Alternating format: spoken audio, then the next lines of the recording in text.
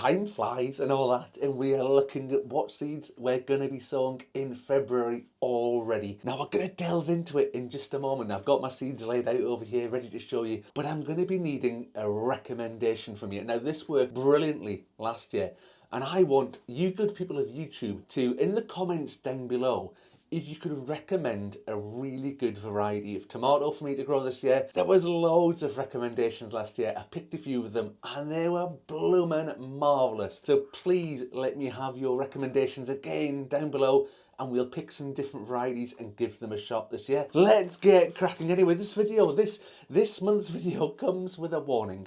We are still early in the year. It's a beautiful day out there. Look at the sunshine. There's not a cloud in the sky today. It is wonderful. But I have not installed fancy frosted glass in the greenhouse. No, this is actual frost on the glass, and I can feel it there. It's on both the inside and the outside. So it is still freezing cold around here. So think about the temperature, look at your frost dates, your frost zones, things like that when you're thinking about what you can sow. I like to mollycoddle my seeds and plants inside with the lights and heat and all sorts of artificial stuff. Let's get cracking with some seeds. So first up, this time, I'm quite excited about these, right? So me and peas used to have, and I went back and checked last year's video, we used to have a love-hate relationship. I love peas. Peas hated growing for me. Now last year, I got some seeds from Ian, Oregon sugar pod, and they were brilliant. They grew brilliantly. They were blooming marvellous. So I am looking forward to doing some new peas this year. So first up, we have got some Blauwschock. Now hopefully I'm pronouncing that properly. Probably not, but these looked wonderful, purple and green. I'm doing these purely for the aesthetics. I'm sure they will taste wonderful. I'm sure they will taste like a lovely, delicious, tasty pea. But honestly, they look marvellous. I'm really looking forward to how they look on the allotment, adding a bit of colour, a bit of interest and something different. Next up, these ones here. I saw these in the garden centre just the other day, speaking of buying new seeds.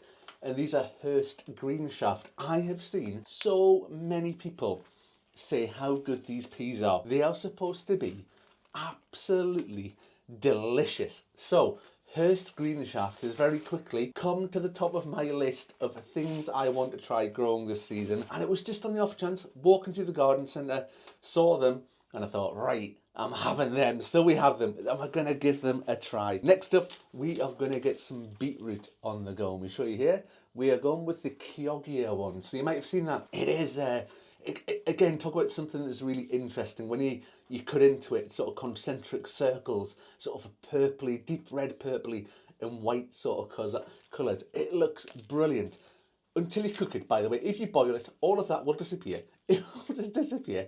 But it looks blooming marvellous. When you cut into it, when you slice it, when you peel it, whatever you do with it, it looks brilliant. So we'll be getting some of that on the go. Now, onto some of the big hitters. Let me get these. And one of these comes with an extra special recommendation from me, as it always does. Whenever I mention this particular one, it always comes with an extra special mention. But first up, sweet peppers. The first one here we're going to look at is Tangerine Dream, and I did these for the first time last year and they turned out brilliantly. Lots and lots, they don't grow very big, they're not massive, but lots and lots and lots of little sort of like salad-sized sweet peppers. Brilliant. Quite thin-walled, they're not very thick-walled, quite thin-walled, small peppers, but they were sweet, they were tasty. I never really cooked them in anything. I just used them in salads, cut them up, chop them up raw, chuck them in the salads. And delicious. Next up, one of my biggest recommendations that I go on about all the time. If you want to grow sweet peppers, bell peppers, whatever you want to call them, please give these a try. This is King of the North. They grow massive. They grow really big.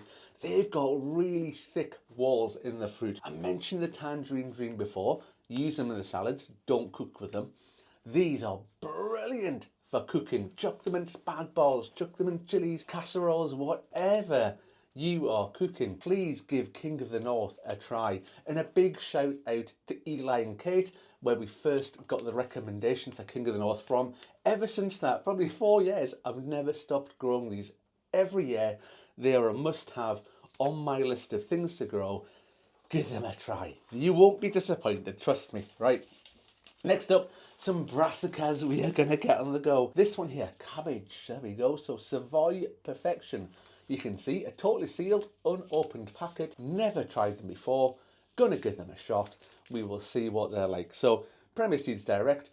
What were they, just over £1 a packet? If they turn out to be rubbish, we've not really lost anything, but we'll give them a try. Hopefully it's just going to turn out to be a really decent, bog standard, good Savoy cabbage. Now, speaking of other recommendations, cauliflower here, and this one is called Excel, is a white cauliflower, one that I've done before. This is a brilliant cauliflower, grows to a good size. Now, cauliflower can be a little bit temperamental, shall we say, to grow. If you've ever done cauli before, one day you can have a lovely, beautiful cauliflower just sort of sitting there and you're so proud of yourself, and the next day you come along and it started to bolt and the head of the cauliflower's gone boom, and there's all bits poking up in all sorts of directions. But Excel is a brilliant one to try. If you've never done cauli before, absolutely recommend Excel. It's a great one to try, grows really well, and it is smashing. But good luck. Don't be afraid to harvest it early. Don't do what I've done before in the past and watch it and wait and think it's going to get bigger and bigger and bigger. Harvest them early and you won't be disappointed. Next up, we have got some shallots we're going to get on the go, and these ones are Zabroon.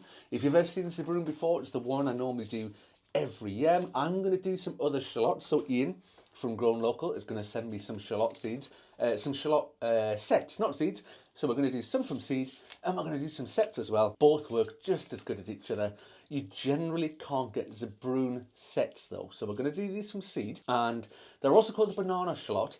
And that's because they grow not particularly bendy. They don't look like bananas when they grow, but they're quite big in terms of a shallot. They grow really well.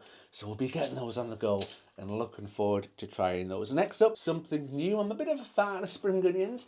I like the bog standard ones, your ishikures and your white lace bins. Absolutely solid. My particular favourite is a variety called Katana, which again I just discovered on an off chance in the garden centre. And speaking of other, I'm going to have to stop going to garden centres because I just go and spend money on seeds. But speaking of things we saw on the off chance, here is something else. This is a spring onion called Performer. And what attracted me to this is it states on the packet, all year round harvesting. It says quite a mild flavour, a bit of a milder flavour, which is okay. We'll still give it a try. But apparently you can grow them all the year round. So we'll be getting some of these on the go really early, pretty much after this video. I've got seeds to sow, I've got stuff to put in. This is going to be on the list to be getting on the go pretty much straight away. And one other thing that I think I've got just hiding behind me now, and I'm not going to give too much away on this just yet. Now these are some little seed potatoes. Here we are. And this is a particular variety of first early called Rock. And I've chosen Rocket because they grow within sort of 10 to 12 weeks. So they're just chitting at the moment, and they're sitting on normally they're sitting on a window ledge in the house, a windowsill in the house. They're not out here in the greenhouse. Like I say, it's frosty. It's too cold for them. But I am trying this year to do my earliest ever earlies. But there'll be a video on that, all about how I'm doing it and what I'm hoping the results are going to be. So watch out for that. It'll just be a couple of weeks away. It'll be coming. So by all means, think about subscribing. If you're not subscribed, drop a subscribe and you'll find out all about the videos and little experiments that we're getting on with this month. And there we have it. The seeds that are going to be getting sown this month, I have inevitably forgotten. Probably about another dozen different types of seeds I'm going to do. And I've not even covered the flowers again. I'll probably do something a little bit separate about the flowers. Something I want to get a lot better at is doing the flowers. And I think it goes without saying as well, really, that it's not going to all of a sudden turn the 1st of February and I'm going to be down here getting all the seeds sown and things like that. Now, the sweet peppers, the bell peppers, the ones that I showed you before, the chilies are on the heated propagator at the moment. As soon as they have germinated and are off the heat, the bell peppers will be going on. So they'll be getting done early in the month. The peas as well will probably be pretty early. But some of the others, perhaps just spaced out a bit. So the things like the beetroot will probably be right towards the end of February. The cabbage, the cauli, maybe, 2 or 3 weeks into February. So spacing it out throughout the month and not just doing it all in a one. Anyway, that is me done for today. Thank you very much for watching, folks, and hopefully I'll see you on the next one. Bye for now.